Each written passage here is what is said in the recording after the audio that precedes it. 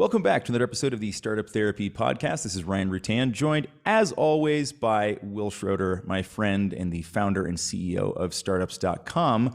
Today, we're also joined by a bunch of people in a live studio audience, which is a new one for us. So we're going to see how this goes. Hopefully, they'll all be very polite and quiet and only ask questions when called upon. We'll see. We'll see. So look, today, as part of our 100-hour work week this week, Will and I are sneaking in this podcast that's all about exactly what a bunch of bullshit having a 100-hour work week is. It's a good thing Gary Vee is still with us, because if he wasn't, he'd be spinning in his grave right now, because we're about to trod all over his entire shtick. Yeah, exactly. Without further ado, Will, why don't we talk about, hustle porn and how it's invaded startup founder culture and why we don't necessarily think it's the best thing for everybody.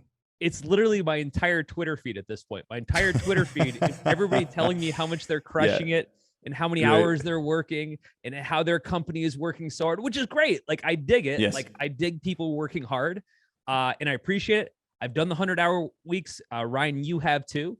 Yeah. But I think we've gotten to the point where now we're just glorifying the work, right? Right. And it's like, again, we've developed this whole hustle porn mentality where like we're all like high-fiving each other, like getting the ultimate participation awards for how much we're working. And I gotta tell you, like, having done both sides, having done the 100-hour weeks and the not 100-hour weeks, I got the same stuff done. Right. Yeah, it's a thing. Turns out the meaningful outcomes from that tend to be about the same, whether you did 40 hours or 100 hours. And that just maps back to how much time we can actually spend productively in a week.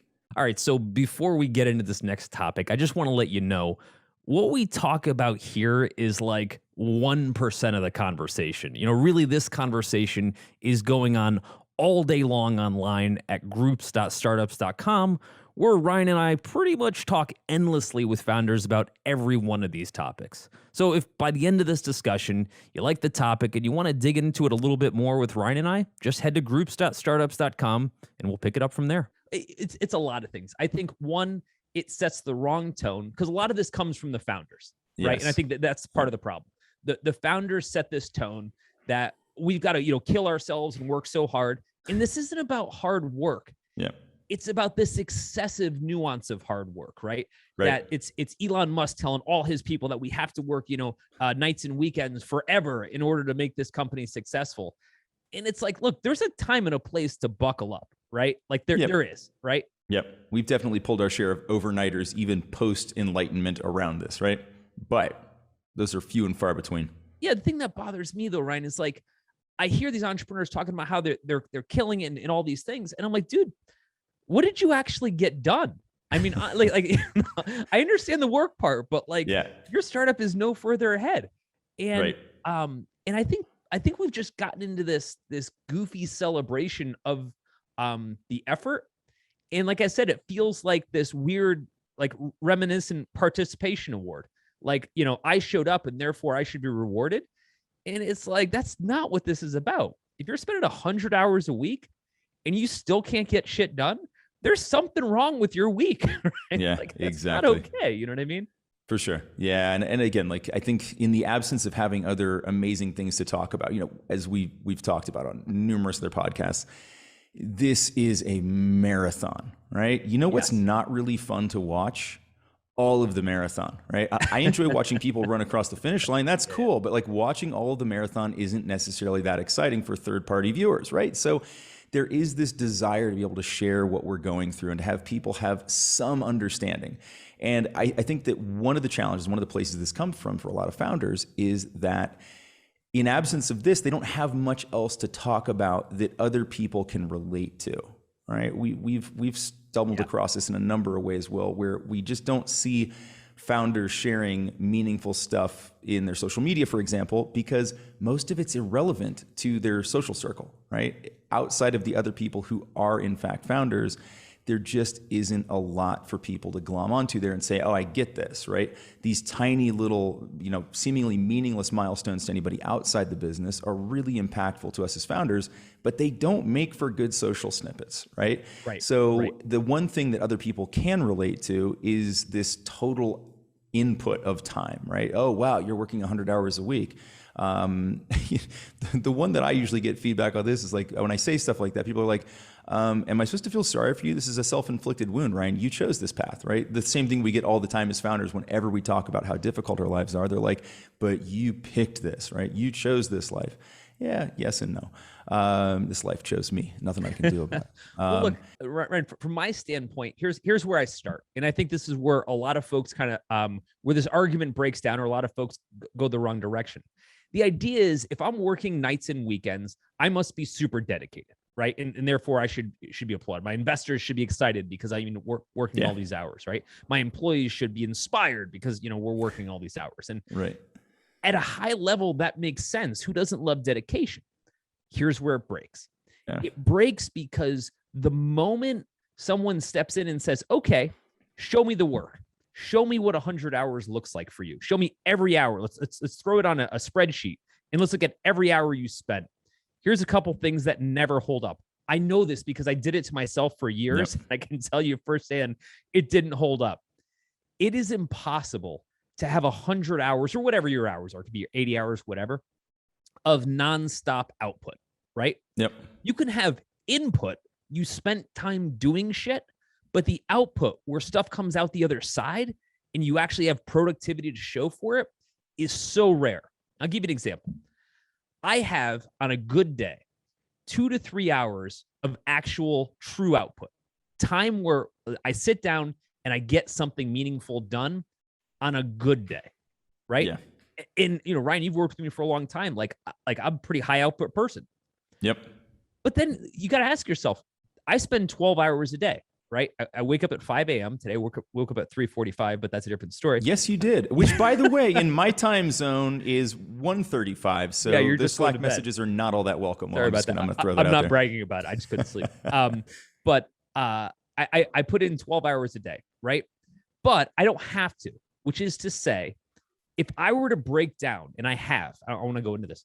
If I were to break down the actual hours that I will have spent today on what was productive, what's funny? This is it. All the folks listening right now, this is probably going to be my 1 hour of useful time. The rest of the time was fairly shitty, if I'm being honest. So what we're really talking about is how many useful hours do you have in a day? We're talking about peak performance, peak creativity, peak whatever it is that you do. And it's typically 2 to 3. What happens to the rest of the hours? Right? Like, they where get does spent. that time? It's just like your Facebook budget, right? It'll always all get spent. Just most of it's not all that useful. CMO talking. No, I agree. And so from my standpoint, when I think about, hey, I'm a pretty high output person, I kind of know what I'm doing. I've been at this for a long time, and that's as many hours as I have. When I hear somebody else telling me, hey, I put in 16 hours today, I'm scratching my head and like, what the hell did you do? Right. And so I started asking myself the same question, right? I was putting in insane hours. And Ryan, if you recall, this was right around the time you and I both had our daughters, right? Yes. Yep. And we couldn't spend more hours, right? All of a sudden at 6 o'clock, we had to go somewhere, right? Like, yep. It was like the street lights came on. We had to go back, right? Exactly. Game over. So for the first time, all the hours weren't free. Like, we couldn't just spend as many hours as we wanted to, right? And so for the first time, I actually had to go in and say, damn, like, I have to be somewhere at 6 o'clock. I just can't work 6 more hours. So what am I actually getting done? So I took the time and I put everything into a spreadsheet. I started basically time tracking all of my time. We actually did this. So for everybody listening, Will and I did this and quite militantly. We had spreadsheets where we tracked what the hours of input were, what types of tasks we were working on different times a day, and where we got the best productivity from those. And we both found some really, really interesting things. And what did we do that for 2-3 weeks? The journaling, right? Long enough that it was depressing. Super helpful. Yeah. Yes. So here's what we found. It turns out, kind of like that concept of the fish will go to the size of its fishbowl. Yep. 100%. If you give yourself more hours, you'll just spend more hours, right? But like anything else, if you constrain your hours, you'll just lop off the stuff that's least productive, right? Mm-hmm. And so what happened was we started to look at our days and we said, how much time is spent on Slack, on email, actually, this is before Slack, on chat in that case, and meetings and all this stuff. And it turned out that the bulk of our time, Ryan, if you recall, was just bullshit. Said differently, we didn't need it. We actually didn't need it, which I thought was interesting. Yeah, it was. That was the thing. So it was like, as you move down that hierarchy of tasks, there were certainly things that were really high value. Then there were things where there was kind of marginal value added. And then it turned out that some of that stuff, if I just didn't do it, nothing changed, right? A lot of that were things like responding to meeting requests, right? I just started ignoring some of the meeting requests. Yeah, and if people didn't invite me again and again, I assumed they figured out whatever the hell it was without me. Even better, right? Email response, right? I used to think that it was my personal job in life to respond to every email that came into me. Turns out it's not, right? I didn't ask for those emails. I didn't need to respond to those folks. So just cutting out some of the stuff, it was just absolute time wasting, right? And what originally the thought was, look, we'll identify things that we can cut out, right? We can compress time down, and not all of it will fit, but some of it will still need to get done. And therefore we can source it to somebody else, right? A VA can do it. Somebody else on the team can do it. I was amazed at how many things just got cut completely and just never came back, right? I thought there would be a larger number of tasks that still had value, still needed to get done, but somebody else could do them. And yes, there were tasks like that, but the vast majority of things that got cut off my plate got cut off the menu entirely. That was really, really interesting to see. It also forced you to prioritize, which is the key to 100%. all of this, right? Yep. If you give yourself 16 hours, you'll spend 16 hours doing shit. If you give yourself 100%. 6 hours, you'll spend 6 hours doing shit, right? Yep. It's amazing how the constraint is helpful. You know what a cool use of that extra 6 to 8 hours is? Sleep. Sleeping is good. Spending time with your family or like whatever else, man. Like the whole point is you can't keep pace at that rate. It doesn't work. You know what I mean? No, it doesn't. It doesn't. You're constantly depleting the tank at that point, and you're going to get diminishing returns. Like maybe every once in a while I can pull a 100-hour week if really necessary, like the Zirtual acquisition, right? It's the one I always go back to. And that was the last time that was really that level of gargantuan effort and time was required. And that's because it was actually required. The universe demanded that from us. There's no way around it. We were doing diligence. We were trying to de facto run the company, figure out if we even wanted to buy it, let alone can we. Right.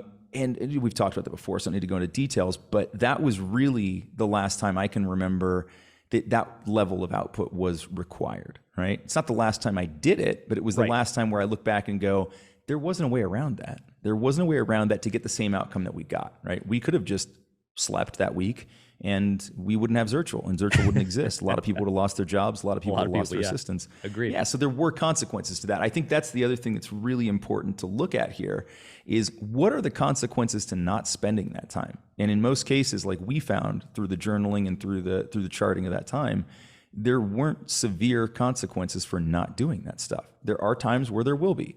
But by and large, it's really a matter of being smart about your time management and being honest with yourself about what you're actually getting done.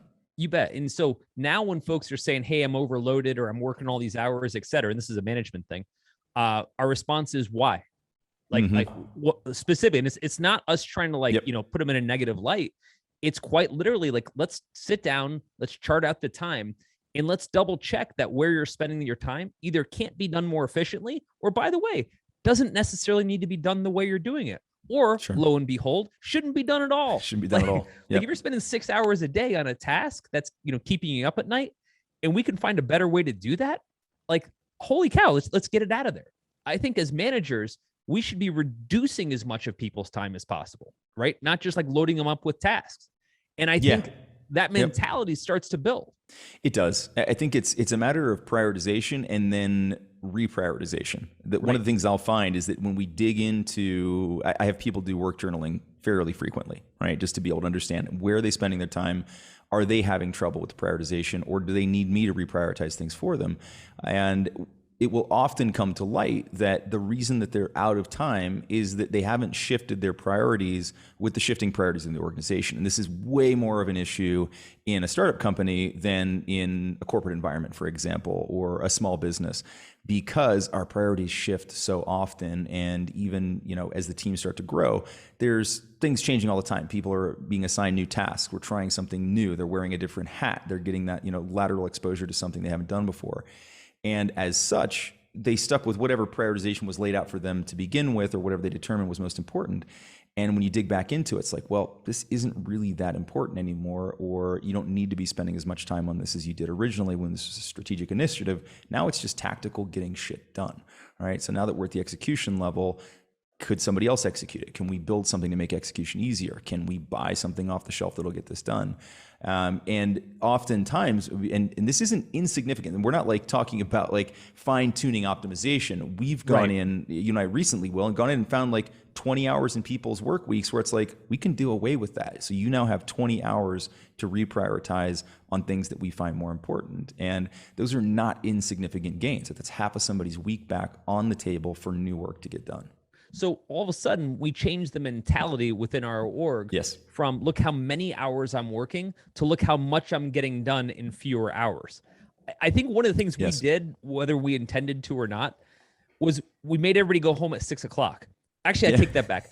I don't think I think everybody just went home at 6 o'clock. I just think we dealt with it. But the point is we got into this habit where everyone left at 6 o'clock. So you had to get your work done by 6 o'clock. Yeah. Well, guess what? It forced everybody to be more efficient. And again, we look at the 100-hour week as some massive inefficiency. Like something's way broken if we're seeing that, and we need to put a stop to it right away. And I think that's important. We're not handing out honor badges for putting in time, right? Now, if you are in one of those periods where it's necessary and we can see that you're actually hammering out output at the same time and good things are happening, awesome. It's still not sustainable, right? So even if you are able to do that for a short period of time, it's got a limited run, right? You're just going to wear yourselves out.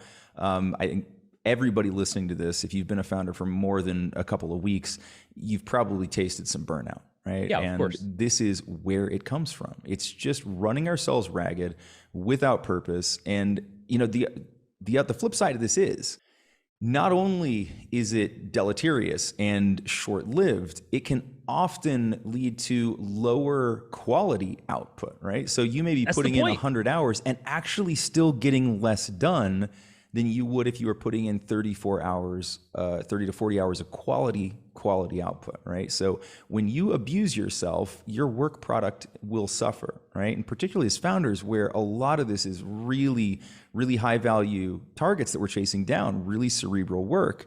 When you're not rested, or when you're constantly shifting gears from one thing to another without any real prioritization behind it, you're going to suffer. The business is going to suffer. The team's going to suffer.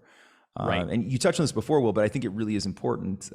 This spreads throughout the organization in the same way that, when we started leaving at 6 to get home to the kids, everybody else started leaving at 6 as well. Conversely, if we were there until 9:30 at night, people were dragging their feet around trying to find things to do to fill their time to be there with us. Not because they had anything meaningful to do, but because it looked like they needed to be. Optically, it was important to show that they were as dedicated as we were. And on one hand, you like to see that as a founder, but on the other hand, you're doing damage to the team at that point.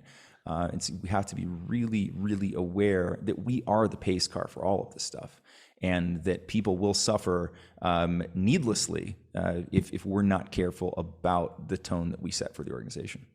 By the way, I just want to mention, if what we're talking about today sounds like the kind of discussion you wish you were having more often, you actually can. We're online all day, every day, working through exactly these types of topics with founders just like you. So any question you would have, or maybe some problem you just want to work through, we're here and we love this stuff.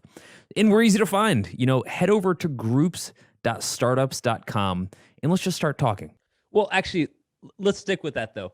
Sure. We're sitting there killing ourselves, and then on top of it, we're telling everybody how much we're crushing it.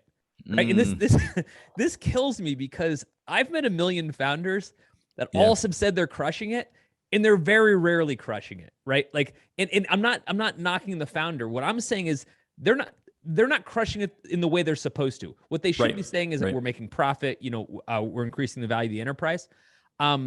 But if I were to replace I'm crushing it with what they're actually crushing, they're crushing the amount of productive hours they would have otherwise had. They're crushing their health, their savings. They're crushing everything but what they think they're crushing. Their social lives, yes. And I can't stand this phrase anymore. I used to love it because it sounded like kind of, tough. But anymore, it just kind of gotten perverted into this thing that just to me means you're so far off the mark. Right. I think when we hear that, I want to be able to step back, first call bullshit on it. what are you crushing specifically? Right? Your soul. Yeah. Right? Nothing more. That's kind of a given, right? But seriously, like, tell me exactly what you're crushing. Well, the company's, growing 50% month over month. Holy shit, that is crushing it, right? That's amazing, right? But if you peel back the onion, we keep getting this conflation of I'm crushing it with I'm just putting in so much work, right? Yeah. Putting in work ain't crushing it, right? I can put in all the work, but if I keep losing every game, right, it doesn't really matter. Doesn't matter. Right. Yeah, and even if everything is going well, so let's say they are hitting the profit targets, they are onboarding the right team members, everything's going the right direction. Even then, if you ask to dig in and show me, okay, out of those 100 hours, let's just throw Pareto right at this. Out of those 100 hours, where were the 20 that produced 80% of those results? Because we know it's going to exist in there somehow. Statistically, that's what's going to be the case. And so it's a correlation that we're missing there, right? Yes, they're correlated, but they're not necessarily causal. Yes, you're putting in 100 hours and your company's doing well, but is it because you're putting in 100 hours? I would posit most times, no, it doesn't have a direct impact on that. Said differently, if and of course, it makes way better poster, right? Crush it, looks great on a Startup Vitamins poster. Go home, get some rest, be mindful, and focus on your wellness and your family's well-being. Doesn't make as good a poster, right? But I think it makes for a better founder. And I would argue that when you do spend that time on self-care and you do prioritize and you do focus on what really matters the most, you're going to get far more out of yourself. You're going to get far more out of the startup company. But it's not glorified in the same way at all. We are starting to see the conversation take place, which I'm happy about. People are starting to focus more on themselves. I think you and I were joking about this yesterday, day before maybe, but this, we've got these younger generations. They're far more mindful. They're far more focused on their well-being. And they too are railing back against the crush it movement a little bit. We were kind of hypothesizing they may have taken it a little bit too far, where there's so little crush to what they're doing. They're just pure mindfulness all the time that nothing's going to happen, right? That also can occur. You're like, look, I've boiled my work week down to 2 hours of hyper productive work. How's the company doing? We're failing. Okay, cool. That doesn't work either, right? There's got to be a balance here somewhere, folks. Well, look, if you were to say I'm crushing it, and then you were to pen at what cost, right? Yes. Elon Musk has, all the Tesla folks crushing it. You know who doesn't give a shit about you crushing it? Your kids. Yeah. They'd like to see you from time to time, right? Yeah. They're not looking back on, man, I'm so glad dad never came home. He's crushing it, right? He crushed it. Yeah, your spouse. He your crushed spouse my is like, childhood. So glad I don't see you anymore, right? Your friends who haven't seen you in 2.5 years and you haven't been able to make a barbecue, right? No one loves the fact that you're crushing it. Like, you're crushing actually all the most important shit in your life, right? At the expense of everything, right? Yes. And so in my mind, when we hear somebody saying I'm crushing it, we got to validate, right? What are you crushing exactly, right? If you're crushing hours, that's probably a massive waste of time. You shouldn't be bragging about it, right? Second, at what cost, right?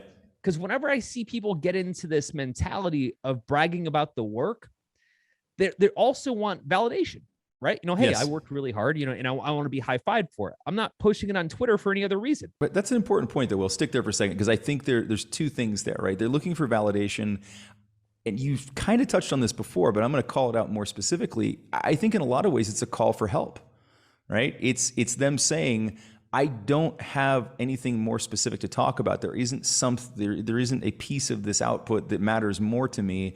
So the only thing that I can tell you about is how much time I'm spending doing this stuff. And so to some degree, it's, at least they may not even know it's a call for help, or it may not be an implicit call for help. But when I hear this from a founder, and you said this before, our first question is, why? Why are you spending 100 hours on this? Are you that bad at what you do that it takes this long? Are you that uncertain about what's going to have the most impact that you're just machine gunning time across the calendar and saying, well, I hope some of this sticks and I hope this makes my business better? And I think that's largely true. So anyways, didn't mean to cut you off, but it's an important point. I agree, man. It's all the relationships, but it's also the other aspects of your life. I'm crushing it. Brother, you are living off of credit cards right now, right? That is not crushing it. Crushing is when you make profit, right? Crushing Jeff debt. Bezos is crushing, right? like that's crushing it, right? Running yourself into debt, and then bragging about the work is not crushing it, right? You crush it when you get out of debt, not when you rack up debt, right? Right. It's again, this whole thing has gotten so perverted into the wrong connotation. And I love giving founders high five, and we do this for a living. Yes. I don't want to be giving high fives over the wrong stuff. I don't want to be giving people high fives over things that are destroying their families. I don't want to give people high fives over things that are running themselves into personal ruin. We all take on debt. We all, risk time with our families. I'm not saying it's not part of the process, but let's not get a high five for it, right? Right. Let's say, hey, I'm working really hard. Here's what I'm getting done. And it really sucks that, I'm running up my bank accounts or that I'm not seeing my kids. That's a very honest, assessment of what's happening. Right. And I think, Ryan, like founder to founder, we're the only people that can keep each other in check, right? We can say, hey, man, that's cool. But like, what's the other costs that you're dealing with right now? And start to unpack that a bit. Because the worst thing we can do to a junkie is keep giving them more drugs. Right. And that's essentially what's happening. No, it's absolutely true. And I think it's a great point. And so, a little shameless plug here for Founders Group, but like that's a big part of what we're providing there. When you don't have a cohort of founders around you, you end up delivering to the audience what they can absorb. Right. And this is why we revert back to things like, here's how many hours I spent, or, here's how, I worked all weekend at the office, or, we pulled an all-nighter or whatever, because people can relate to that even if they're not founders. They at least understand the concept of, wow, you're putting in a lot of time. You're spending an important personal resource to do this. Right? When we have founders around us who have that same contextual background and they're on that same playing field, they understand the nuance. And so we don't have to revert to this hyperbolic statement around, I just put all my time goes to this thing. It's consuming me completely. And it's super important, right? But if you don't have founders in your life, you don't have much else to go on, right? They don't understand the challenges. They're not going to get what would motivate us to do that in the first place. And that's really the important part here. Again, if I'm treating the 100-hour work week as a proxy for a call to help, that's the important part of this, right? Somebody's signaling that things are not going the way they should, and they're masking it by saying they're crushing it and spending 100 hours a week. This is an important piece to unpack with that individual. But again, if you don't have that shared context, really, really hard to do, right? Try to do this with any of your non-startup friends. Doesn't go well. They're just like, they don't have the context. They don't have the ability to be empathetic. They can maybe be sympathetic, but again, like I get it batted back at me all the time, which is like, you decided to do this, so you've earned, what you asked for. And so I think it is important to make sure that you do have those founders in your life that you can go to with this stuff, because they're going to give you a very different response, very different level of understanding and empathy than somebody who's not doing this can. I've been doing this daily now. And so I think in my personal opinion, social media is the massive culmination of all of this. Like prior to social media, you could crush it kind of in like 5 people knew about it. But now it feels like social media is designed specifically to let everyone know how much you're crushing it in life. Like when I go through Facebook, and this isn't specific to founders, all I get is everybody's best of mixtape, right? Of all the greatest things that they're doing and how they're crushing things at life. And it's total bullshit. We won't even get into that. But I think what happens is, particularly in the founder community, is that we keep hearing how everyone's crushing it and how everyone's doing so well, which is so funny because this business that we're in is a total shit show, right? There's no version of this where any of us wake up every day and are like, oh my God, I can't believe how every bet that I made works, or how everything that I'm doing works properly. Ryan, you and I have been doing this forever. And we wake up every single day going like, what the hell did we get ourselves into? Right. Yeah, that's the reality. No, it's funny, but when you look at those Instagrammable moments, you look at somebody's 30-second story, that's an accurate reflection of exactly how much of their life was like that, right? It was that 30 seconds. It's not like you can extrapolate that out to the rest of their life. And it's super unhealthy. We definitely hammered on this in other episodes, but looking at those things and then copying that behavior and pretending that you too are also crushing it, while knowing that other person's not actually crushing it, right? Remind yourself of that. You don't need to mimic that behavior. You don't need to add sound to this echo chamber. It's super unhealthy across the board. Right. It's funny. Imagine if we had like honesty day where people could only post on social media how things were actually going, right? And I'm just mean your personal life, but let's say within startups, no Right. one would ever want to start a startup again, right? No. You know, it was like, hey, here's my divorce papers, you know, from my spouse who says that they haven't seen me in 2 years, right? Like Yeah. that would be the honest version of how things are going. Or your kids like at yet another soccer game that you're not at, right? You name it, right? Yeah. Or showing your bank balance or your 12 past due bills, right? Right. I'm crushing it. Yeah, okay, Yeah. that's what's actually happening, right? And I'm not saying that like every single person starting something, everything's going terrible. What I am saying is I think we've used this hustle porn to start to mask like, you know, what's actually happening and Yep. trade it for this self-aggrandizing behavior around how well things are going. And you know, it's interesting. You mentioned the founder groups, and I'm saying this because we have a whole live studio audience of founder group folks. We sit in on these, right? And Yes. I've had conversations. I'm looking at you folks now, and I've had conversations with you where we talk about what's actually happening. I've never been in a founder group where everyone sat down and it was just a crush fest, where everyone was like, I just can't believe how well things are going, right? 24/7 crushing it, right? And look, See you guys next month. if things are going well, by all means, post it, right? Yeah. I'm all for it. We need good moments. But what I want to get out of the habit of, and I want the culturally, you know, among founders get out of the habit of, is kind of just a bullshit version of crushing it. Look how hard I'm working, and I'm just gonna totally ignore everything it just cost me, right? Right. It doesn't add up. It doesn't. And, you know, it's super dangerous because it allows you to not only externally mask what's going on, but to convince yourself of the same thing. You're like, you know, well, I must be crushing it, right? I'm doing what everybody else says they're doing. And everybody high fives me for this shit. And so therefore I must be doing the right things, right? It's super, super dangerous because it will obscure the truth and the actual output that's required, from you yourself, right? And this is really dangerous, right? It's not great to lie to other people. It's way more dangerous when we start to lie to ourselves, right? As founders, convincing ourselves of the non-truth is a surefire way to start down that slippery slope towards the death of all that you've worked to build. It also masks this simple question, which are you okay? No, Right. we're not okay. No. This is hard shit. Can we just right? send out shirts that say that to everybody? Just like, not okay, right? I feel like that would just be, it should be part of every founder's weekly wardrobe.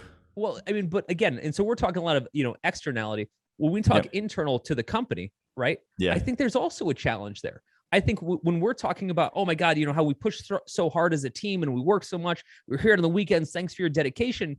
And no one stops. And this is, you know, the founders, the, you know, founding team executives, et cetera, and says, are you guys okay?